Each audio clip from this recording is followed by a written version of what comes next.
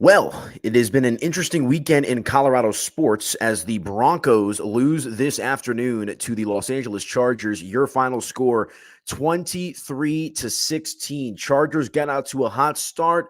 Broncos did a good job of rallying late, but too little, too late as their 3-game win streak is snapped and the Chargers get themselves a W out of the bye. We'll break it all down on a special crossover episode of your Locked On Broncos and Locked On Chargers postcast with my guy Pete Fox. Let's get into it.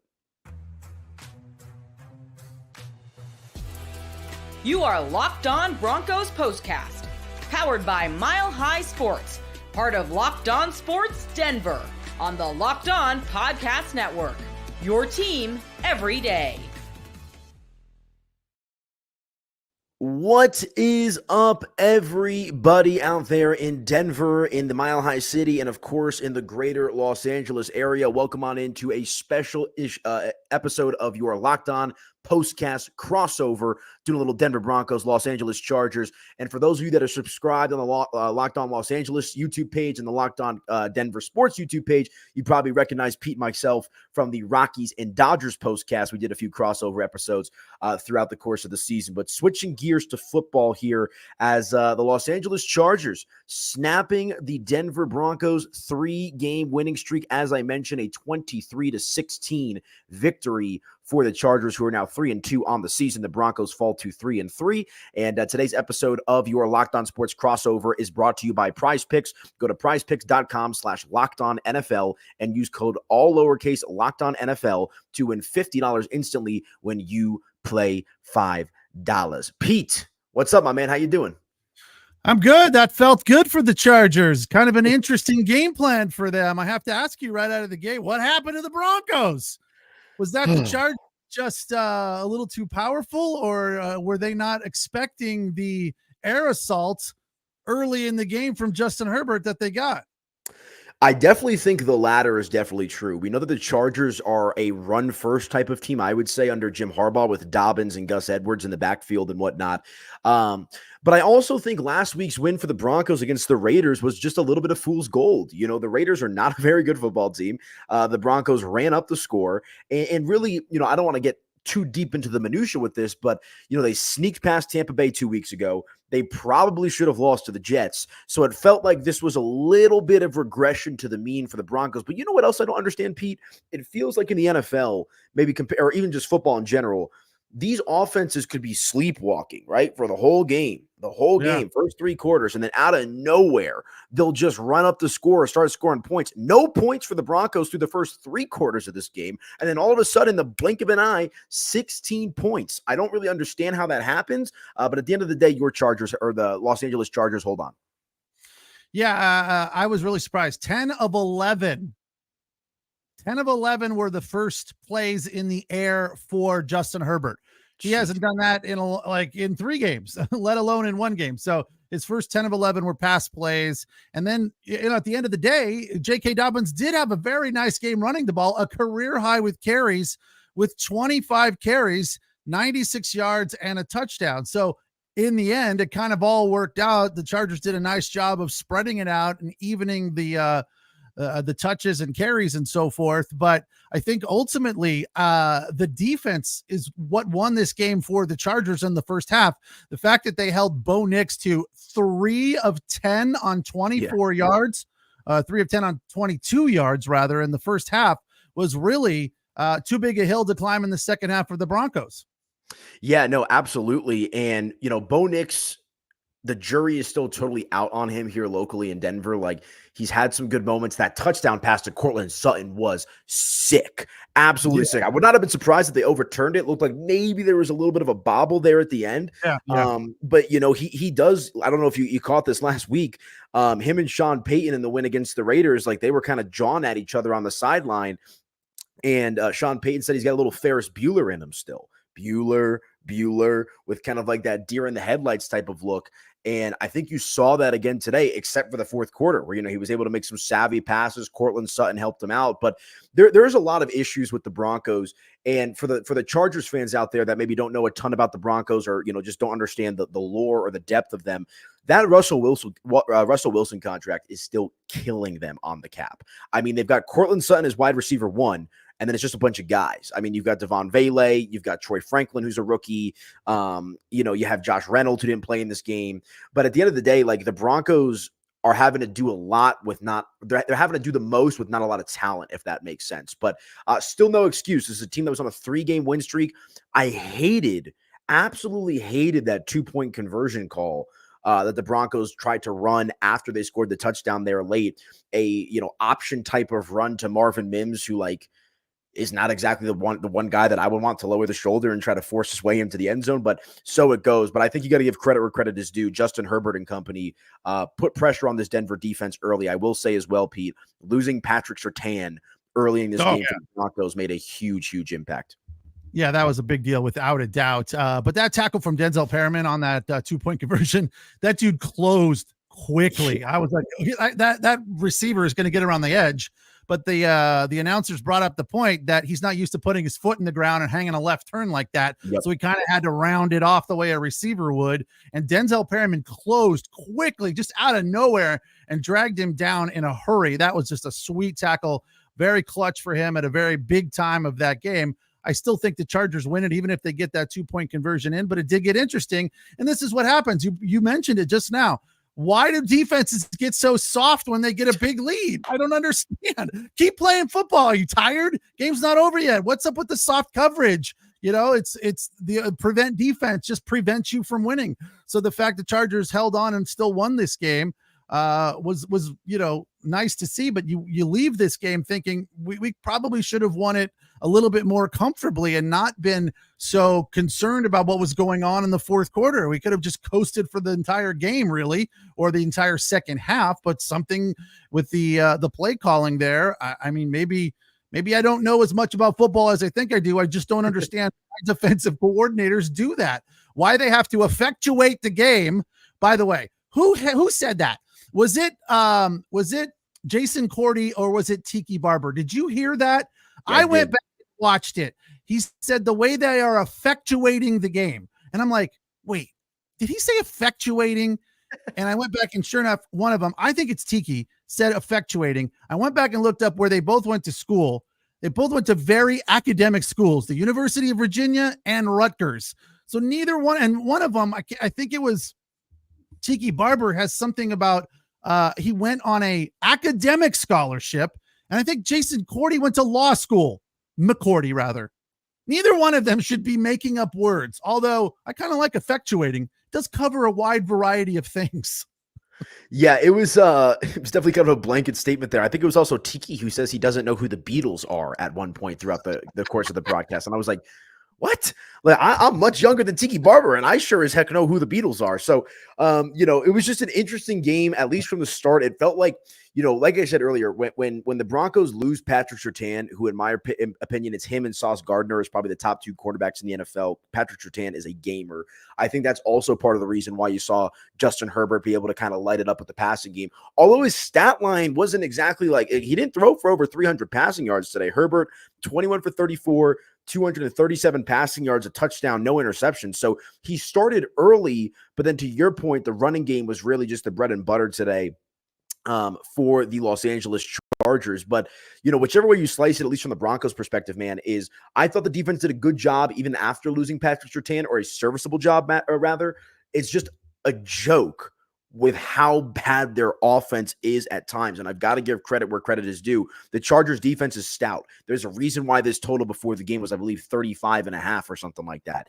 These are 2 really high octane defensive teams. But at the end of the day, man, the Broncos' inability to generate any sort of offense until the defense starts playing soft coverage at the end of the game is a problem. Yeah, and that's without Joey Bosa and Asante Samuel Jr. So I think I was like, wait, is Joey Bosa out of this game? Because it doesn't feel like it, right?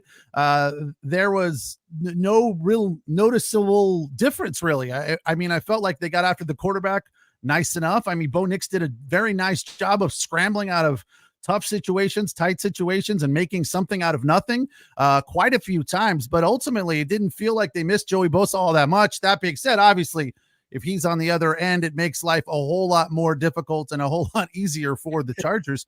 But not having Asante Samuel Jr. was something, again, that didn't feel like they missed him all that much. And I thought the corners did a really, really good job until the fourth quarter when they started playing soft.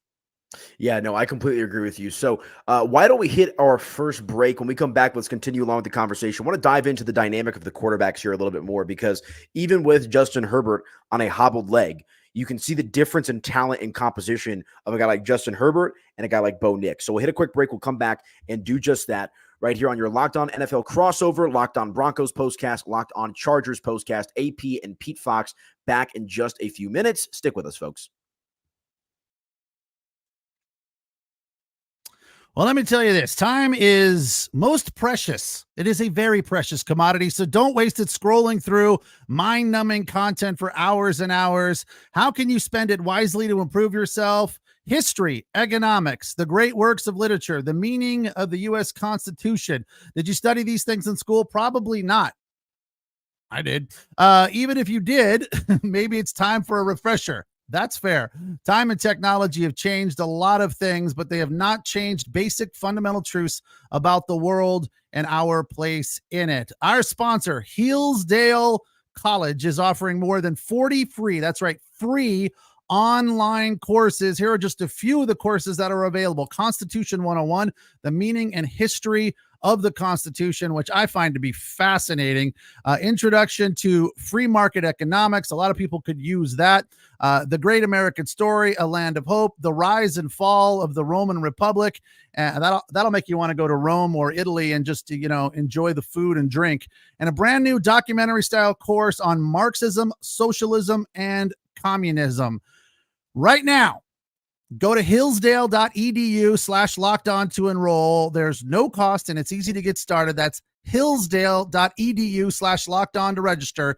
Hillsdale.edu/lockedon. Tonight's episode of the Locked On Chargers, Locked On Broncos crossover postcast is also brought to you by Hims. Guys, something intimate. Sometimes intimate moments happen very spontaneously. We always want to be ready so we can perform in the bedroom. Hims provides access to treatment that can help you stay hard and last longer, giving you that boost of confidence so you can be ready whenever the mood strikes. Hims is changing men's healthcare by providing you with access to affordable sexual health treatments from the comfort of your home, sitting right there on your couch. Hims provides access to a range of doctor-trusted ED treatments like chewable hard mints and Viagra and Cialis and their generics for up to 90% cheaper. Start your free online visit today at hims.com/lockedon. That's HIMS.com/lockedon for your personalized ED treatment options. HIMS.com/lockedon. The products mentioned are chewable compound products, which are not approved by verified safety or effectiveness by the FDA. Prescriptions require an online consultation with a healthcare provider who will determine if appropriate. Restrictions apply. See website for details and important safety information. Subscription required. Price varies based on product and subscription plan.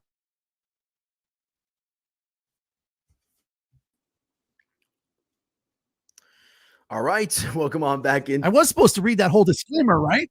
Yeah, I had to do it yesterday for the Buffs, and yeah, that was a long one, but you did a good job. So, welcome on back in. The longest disclaimer we've never had.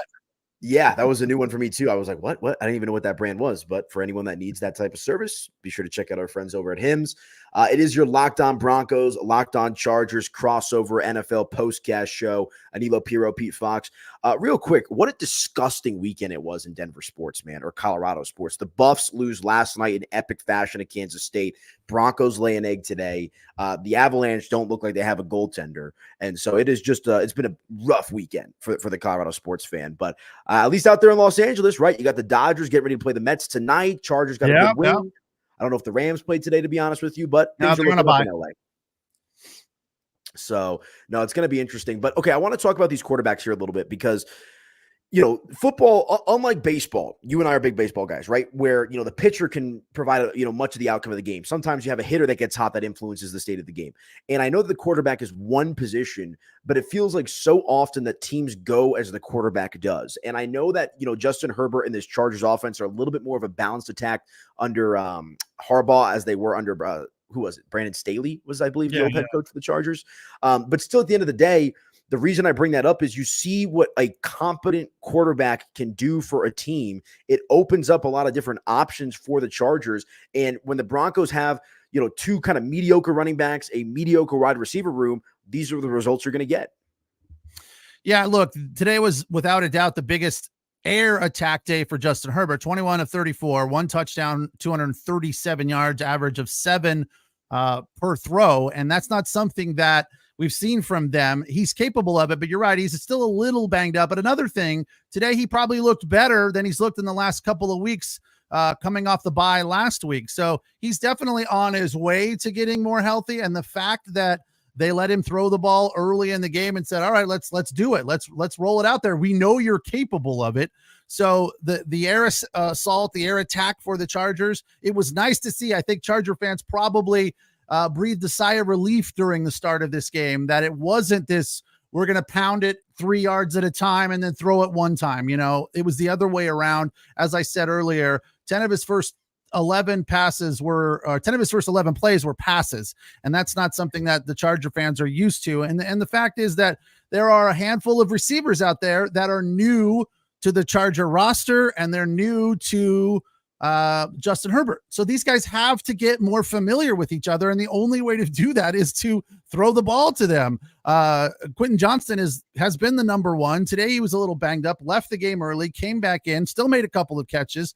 But in the end, it wasn't a Quentin Johnston type of day. 3 catches for 22 yards, a long of 8. Semi Fehoko, a guy that, was questionable to even make this team. 2 catches for 44 yards to lead the way. Ladd McConkey was getting roughed up, but caught 4 balls for 43 yards. And Kimani Vidal, the touchdown pass, which was a sweet pass and a sweet catch on a wheel route. That was a very well executed play. And all of that are things that we know Justin Herbert is capable of, but we just haven't seen a whole lot of it up until now. So it was nice to see for sure. Yeah. And the Chargers have some talent, and you mentioned that there's maybe a little bit more of unknown guys, but Harbaugh is a great coach, back with his time in San Francisco, great coach, getting them a Super Bowl, goes to Michigan, wins a national championship. So it doesn't surprise me because that's been the common theme with the Chargers. I feel like for the last 4 or 5 years is they have a lot of talent. It's just a matter of not falling short. And I'm not going to lie, Pete, when I saw the Broncos score that touchdown before the 2-point conversion, part of me was like, well, this is the Chargers. This is a team that is notorious for, blowing these games late. But again, they put their foot down when they needed to. I hated that 2-point conversion call from the Broncos. They almost got an onside kick there at the end of the game.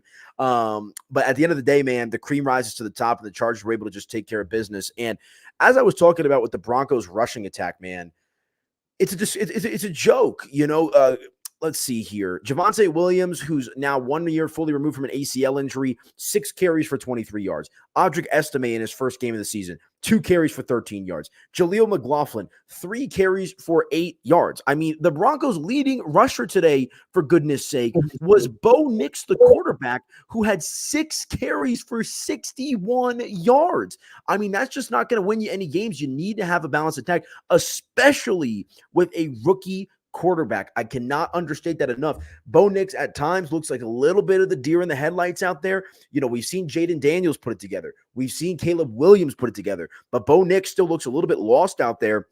And I'm sure all of that, those issues and those problems tend to compound when, you have an inability to establish the run.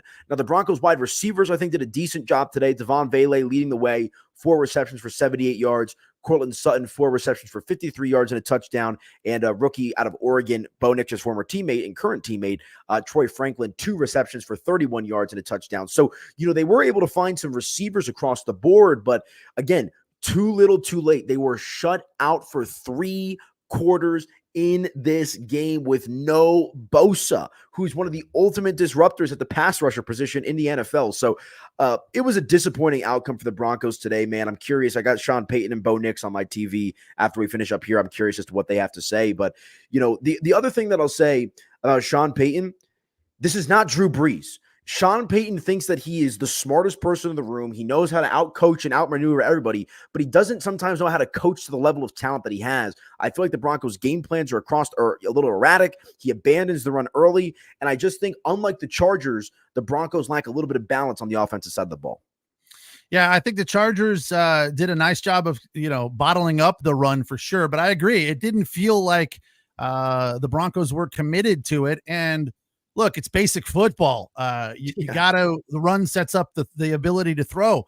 I thought 16 and 17. So that's Vele and Troy Franklin. I thought those guys were solid receivers. And at times when Bo Nix got, 2.5 seconds, he'd find them. They would be open. But this was kind of more in the second half after the game had kind of gotten out of hand, and the Chargers started playing a little bit of a soft defense. But it felt like, Bo Nix looks mobile, looks nimble, but it also felt like the Chargers were willing to allow that, as opposed to a running back running the ball. And it was more of scrambling for his life that turned into 12, 13, 14, 15-yard runs, as opposed to here's a designed run play that we're going to let Bo Nix hold on to the ball and, run the ball.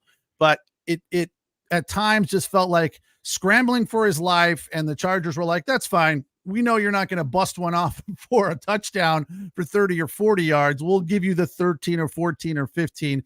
But I felt like at times they got after him. They sacked him twice for 10 yards. It would have been nice to see a little bit more from that. But again, missing Joey Bosa, it wasn't quite the full arsenal. And, the Chargers are always seemingly playing banged up. When Slater and Pipkins on the O-line left to start the second quarter, I was like, oh no, what's happening here? They both left like at the same time, like right around the same play. Fortunately, I don't know about Pipkins, but I know Slater came back pretty quickly. And then with what's his name? The receiver in the tent there for a minute. Harbaugh was in the tent too. He has a heart arrhythmia, I guess. It is obviously a scary thing, but I was surprised to see that he went in there off the start of the game. But Ladd McConkey was getting beat up, and when you're a Charger fan, the number one thing you are concerned about is the health of the stars or the health of the team in general, I guess, because they're just always injured. So Gus Edwards being out, it's Asante Samuel Jr. being out coming into this game, along with Joey Bosa. We were all like, it's always somebody, right? It's never 100% healthy, without a doubt. So the fact that they come away with a fairly comfortable win in spite of dealing with injuries again is a positive step in the right direction. Yeah, no, for sure. And of course, the Chargers getting the job done today off the bye, despite having a handful of players down 23-16. Your final score, all 16 of the points are the Broncos coming in the fourth quarter. So why don't we hit our final break, and we'll come back. We'll put a bow on the show, a couple of closing thoughts here on your Locked On Broncos, Locked On Chargers crossover postcast on this Sunday afternoon. Stick with us, folks. Back in just a minute or two. All right, you guys, let me tell you about our friends over at PrizePicks. Oh my gosh, this is a big one. PrizePicks is the best place to get real money sports action with over 10 million members and billions of dollars in awarded winnings.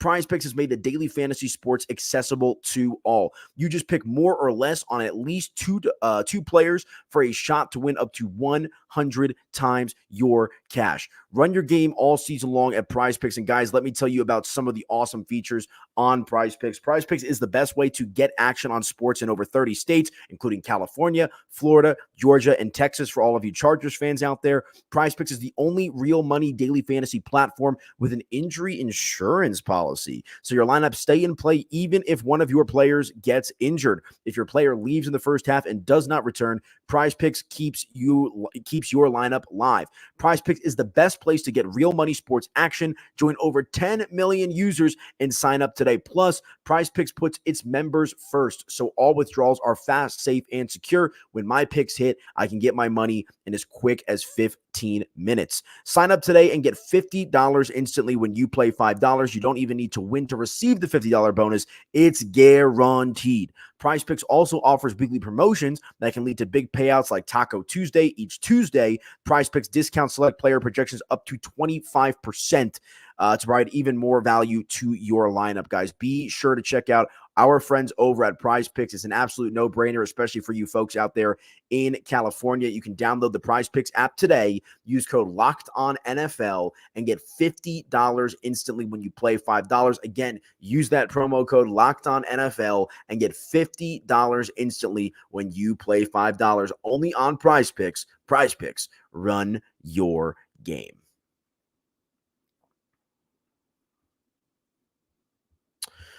All right, welcome on back in. A couple of minutes left here on your crossover NFL postcast. Locked on Broncos, locked on Chargers, locked on LA, locked on Denver, and the Chargers ultimately coming out on top today. And I'm sorry for the Chargers fans out there. I know we got to play y'all twice a year. I think the Broncos are the most boring team in the NFL. I mean, I'm not even gonna lie. I had to run a radio remote this morning for a Broncos pregame show downtown, and I got home and I was out late last night because I didn't get home till about 1:30 from the CU game because they started that at 8:15 local time, and it was like a 4-hour game. And I was sitting there like I was pretty amped up in the first quarter, like okay, and then it's like Chargers up, no points for the Broncos, no points for the Broncos.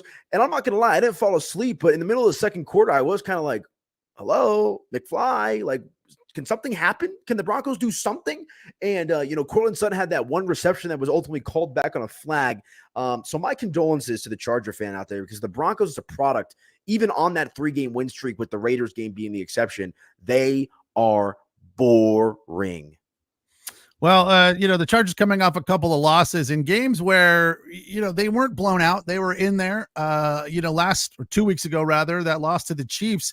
A lot of the fans in the comments were excited that they didn't get blown out. Hey, we almost won. We had a shot to beat the Chiefs. So that was a positive step for Charger fans that they didn't get smacked by the Chiefs. The Steelers game in Pittsburgh, 20-10. That wasn't pretty. The Steelers are not a good team. They're okay. They're good. I should say they're not a great team. They're not awesome. They're okay. They're pretty good. They won today.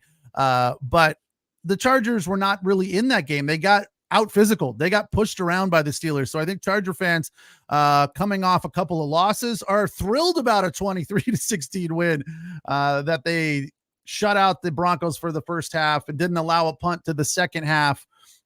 So the fact was everything was going very well, and they turned 2 turnovers into 10 points. That's another positive stat. So there was a lot of positivity. And the other thing about the performance from Justin Herbert that I liked, that I saw, obviously this has a lot to do with play calling, but the fact that he executed these plays was positive and exciting, is that they weren't just little dump offs or little out routes. I mean, they were moving the ball down the field. They haven't really stretched the field with any sort of regularity this season, but today was probably the closest we've seen to stretching the field, go routes, getting down the field, passing the ball. And that was really nice to see. So all in all, a win is a win is a win in the NFL, right?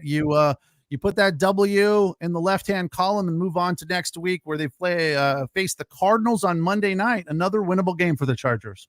Yeah, for sure. And, obviously we've all got the Chiefs to deal with in the division, but I'm sure the expectation is when you get a guy like Jim Harbaugh, you have a quarterback like Justin Herbert, and you have a defense as you do, you expect to compete. And you mentioned that loss against the Pittsburgh Steelers was a tough one, but a good bounce back win, I would say, for the Chargers. And the depressing part of this for the Broncos is they now turn around and play on Thursday night against the Sean Payton's former team, the New Orleans Saints. And so, like, a lot of the chatter here locally leading up to this game as well, can you steal this win? The Broncos were the 3-point underdog in this one, obviously not covering the spread.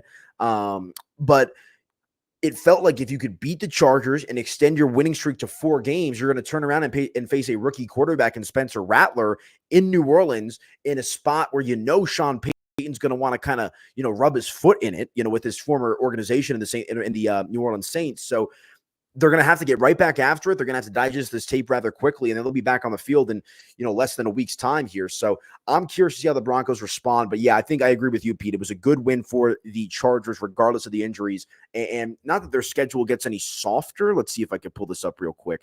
You guys got the Cardinals, and then you guys also play the Saints after that, followed by the Browns. So I take my word, and the Titans. I mean, those are 4 winnable games in a row, I would say, for this Chargers team, especially if they can continue to get healthy and do what they got to do, as opposed to the Broncos here. It's so weird. Like, we go back and forth. They start the season 0-2. Everybody's mad and angry and screaming at the sky. And they go on this 3-game win streak. And it's like, wait, can they make the playoffs? Can they do this? Can they do that? And now it's like, after today, it's right back to square one. So we'll have to see how it shakes out. But yeah, Broncos coming up here on Thursday night. But a couple of final takeaways from this game. Javonte Williams with the fumble for the Broncos. He had managed to string together a couple of decent games in a row on that win streak. But today, as I mentioned, 6 carries for 23 yards with the fumble. That's just not going to get you anywhere. They're devoid of talent at wide receiver. And look, the jury is still completely out on Bo Nix, but he's kind of looking like the same guy through all 5 games they've played so far this season. So we'll have to see how they can improve, but a disappointing outcome to say the least. 2 milestones or 2 nominees for players of the game for the Chargers. First of all, J.K. Dobbins with a career high in carries at 25, good for 96 yards. He had it up to 99 and then got dropped for a loss, so finished the day with 96. And Dicker the kicker, this is a fantastic stat. I'm just always blown away when I hear Dicker the kicker stats. He is 53 of 53, perfect on his career from inside 50 yards. 3 of 3 today. So a big part of this win was 3 field goals from Dicker the kicker. Yeah, that is going to win you some games when you have some good clutch field goal kicking as well. And we'll do it again, later on in the season. Obviously, these guys will clash again at one point. That is the beauty of the conference or the divisional play. So, Pete, I like doing the baseball stuff as well, but happy that we get to do the football stuff throughout the course of the season a couple of times. So, and I think we'll be doing some basketball as well. I do the Locked On Nuggets, and we'll have some fun with that. And Lord knows Denver sports needs Nikola Jokic. 2 weeks away, dude. Can you believe that? 2 I weeks can't. away. Yeah, I had a watch party this week for the Avalanche first game of the season, and I was like, it's hockey season? And I was like, wait, that means it's also basketball season. It's all crazy. Yeah. So, all right, my man, before we get out of here, any closing thoughts you want to leave out there before we end the show? Well, I can't help but notice your hat, but go Dodgers. Hey, I texted you as soon as the Dodgers, or maybe it was yesterday morning, and I said, I do the Locked On Rockies postcast. That's my job, but my heart is with the Mets. So I'm expecting a competitive, we were talking maybe a 6 or a 7 game series here, so it's going to be good. But all right, folks, that is going to do it for us on the Locked On NFL crossover episode here. Locked On Denver Sports, Locked On Los Angeles Sports. Make sure to subscribe to both the YouTube channels. And the Los Angeles Chargers ultimately escaping with the victory today, 23-16, your final score. They improved to 3-2 off the bye. The Broncos at 3-3 with a quick turnaround next week against the New Orleans Saints on Thursday Night Football. But for Pete Fox, I'm Nilo Piro. Enjoy the rest of your weekend. I guess I'm not going to say go Dodgers, but for the Los Angeles faithful out there, I understand it. And we'll talk to you guys next time. Have a good weekend, folks. Where's this thing? There it is.